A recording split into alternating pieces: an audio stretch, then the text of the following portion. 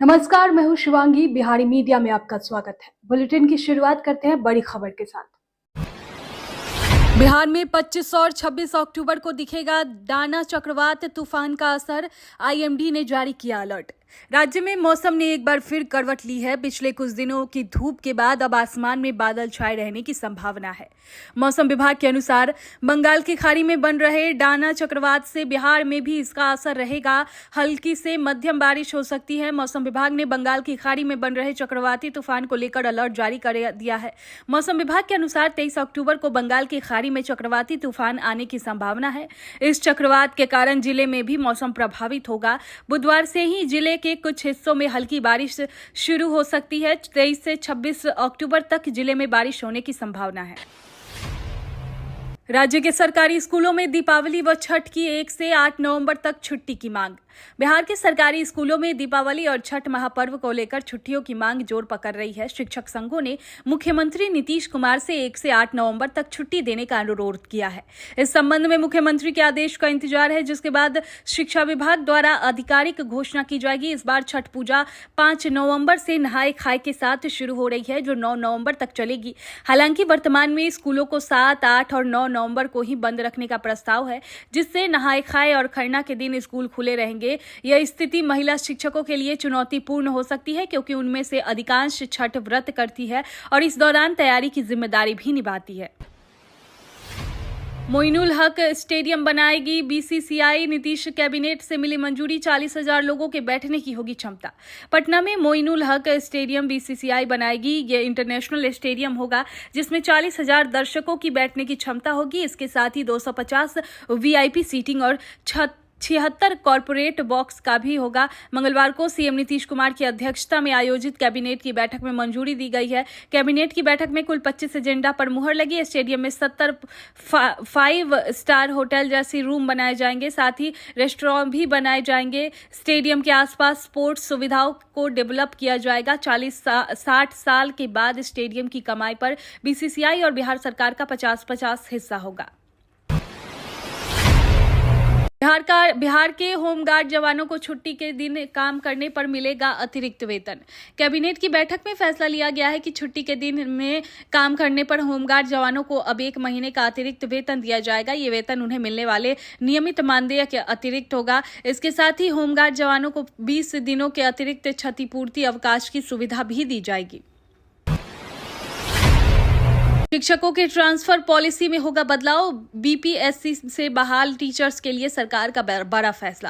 बिहार के सरकारी स्कूलों में अपनी सेवा दे रहे टीचर के लिए यह काफी अच्छी खबर है और काम की खबर है। राज्य सरकार ने शिक्षकों को ट्रांसफर पॉलिसी में बड़ा बदलाव किया है। इस नए अपडेट के अनुसार सक्षमता परीक्षा पास शिक्षक और बीपीएससी से चयनित शिक्षकों दोनों के लिए स्कूल आवंटन और ट्रांसफर की प्रक्रिया पूरी तरह से ऑनलाइन और सॉफ्टवेयर आधिकारिक होगी। जानकारी के अनुसार अब शिक्षकों को स्कूल का आवंटन सॉफ्टवेयर के माध्यम से रैंडमाइजेशन के आधार पर किया जाएगा। शिक्षकों को पहले ऑनलाइन आवेदन करना होगा और उसके बाद सॉफ्टवेयर उनके आवेदन के आधार पर स्कूल का आवंटन करेगा।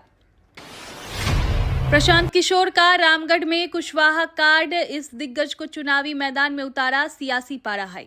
जनसुराज ने रामगढ़ विधानसभा उपचुनाव में सुशील कुशवाहा पर दाव लगाया है।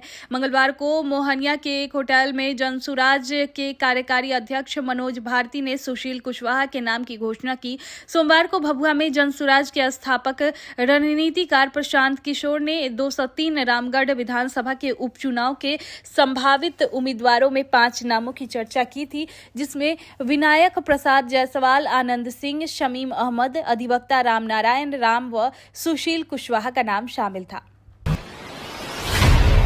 नीतीश कुमार ने बिहार उपचुनाव के लिए कमर कसी। 4 सीटों पर करेंगे चुनाव प्रचार।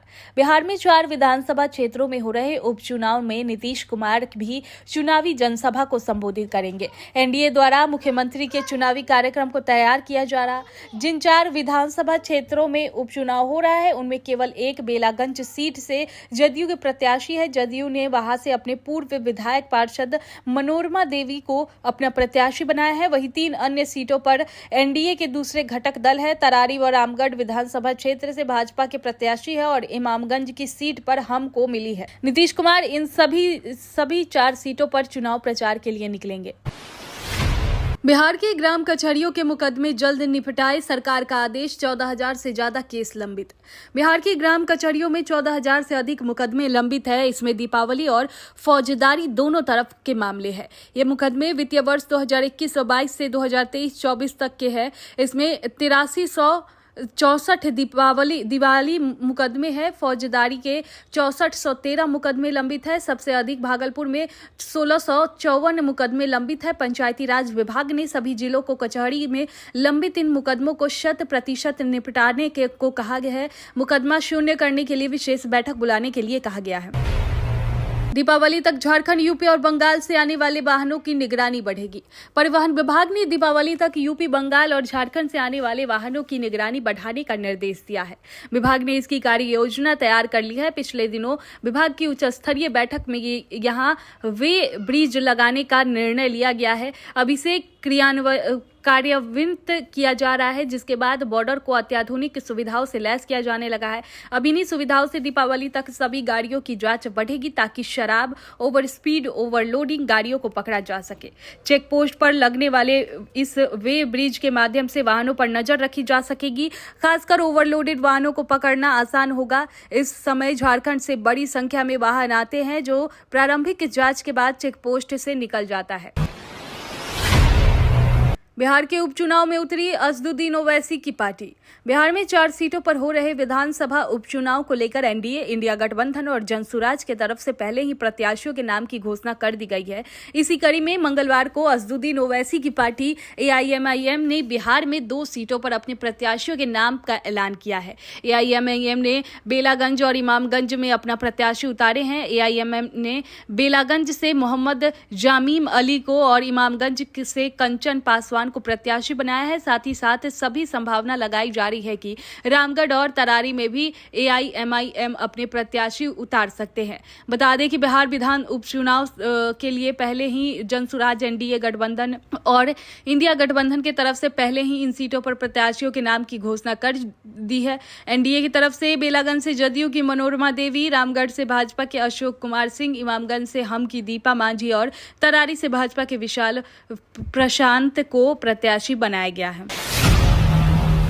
सरकारी बस स्टैंड की जमीन को भूमाफिया के नाम पर जमाबंदी कायम करने वाला भ्रष्ट सीईओ हुआ सस्पेंड।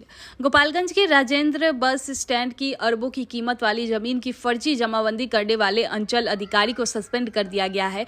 जिलाधिकारी ने पहले जांच कराई। जांच में मामला सत्य पाया गया। इसके बाद गोपालगंज सीईओ गुलाम सरवर, राजस्व कर्मचारी और भू माफिया के खिलाफ प्राथमिकी दर्ज की गई। जिलाधिकारी ने आरोपी सीईओ के खिलाफ विभागीय कार्रवाई को लेकर राजस्व एवं भू सुधार विभाग को रिपोर्ट किया था। जिलाधिकारी की रिपोर्ट के बाद आरोपी सीईओ को निलंबित कर दिया गया। उपचुनाव से पहले बिहार के नेताओं की बढ़ाई गई सुरक्षा। बिहार में अगले महीने विधानसभा का उपचुनाव होना है। इस दौरान तमाम पार्टी के नेताओं को प्रचार प्रसार के लिए जनता के बीच जाना है। इसके साथ ही अपनी पार्टी के कैंडिडेट के लिए वोट अपील भी करनी है। गृह विभाग की तरफ से जो लेटर जारी किया गया है उसमें जिन नाम का चयन किया गया है उसमें बिहार विधानसभा के अध्यक्ष नंदकिशोर यादव Y+ श्रेणी की सुरक्षा दी गई है। इसके साथ ही लोक स्वास्थ्य अभियंत्रण विभाग के मंत्री नीरज कुमार सिंह को Y+ श्रेणी की सुविधा दी गई है। अररिया लोकसभा क्षेत्र के सांसद प्रदीप कुमार सिंह को Y श्रेणी की सुरक्षा दी गई है। वहीं बिहार विधान परिषद के सदस्य संजय कुमार सिंह को Y श्रेणी की सुरक्षा दी गई है। इससे पहले ही नीतीश सरकार ने कई नेताओं की सुरक्षा बढ़ाई थी। तेजस्वी यादव को मनाने में कायम रहे सोरेन, राजद को मिली इतनी सीटें। झारखंड के मुख्यमंत्री और झारखंड मुक्ति मोर्चा के नेता हेमंत सोरेन आखिरकार राजद नेता तेजस्वी यादव को मनाने में कामयाब हो गए हैं। पिछले 4 दिनों के दौरान हेमंत सोरेन ने तेजस्वी यादव को 5 बार मुलाकात की। इस मुलाकातों के बाद दोनों नेताओं के बीच बात बन गई है। झारखंड मुक्ति मोर्चा और राजद के बीच समझौता हो गया है और इसके तहत राजद झारखंड की 8 विधानसभा सीटों पर चुनाव लड़ने के लिए राजी हो गया है। हालांकि इससे पूर्व राजद की ओर से इससे अधिक सीटों पर दावेदारी की जा रही थी। मुंबई में बनेगा 22 मंजिला बिहार निवास, कैंसर मरीज रुक सकेंगे।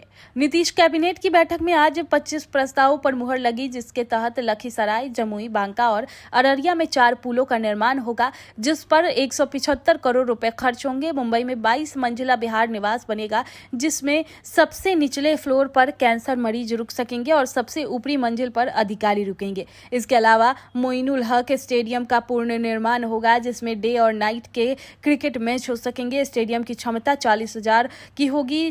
76 कॉर्पोरेट बॉक्स और 250 लोगों की क्षमता वाली मीडिया गैलरी होगी। साथ ही basketball court, swimming pool, spa और जिम भी होगी। 70 कमरों का 5 स्टार होटल का निर्माण किया जाएगा, जहां रेस्टोरेंट और डिनर हॉल होगा।